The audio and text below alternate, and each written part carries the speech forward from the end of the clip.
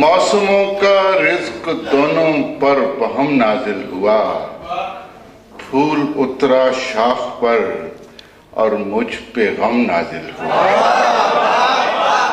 اب میں دعوت کلام دیتی ہوں ایک بہت ہی خوبصورت شاعر، مصنف، تنقید نگار، کالم نگار اور ڈرامہ نگار، جن کی ایک خاصیت یہ ہے کہ ان کی باڈی لینگویج انتہائی ان کے کلام کے ساتھ کانگروئنٹ ہوتی ہے۔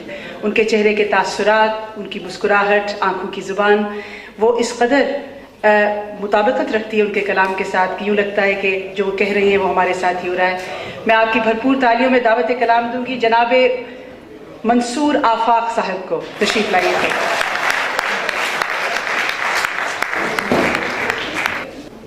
موسموں کا رزق دونوں پر بہم نازل ہوا،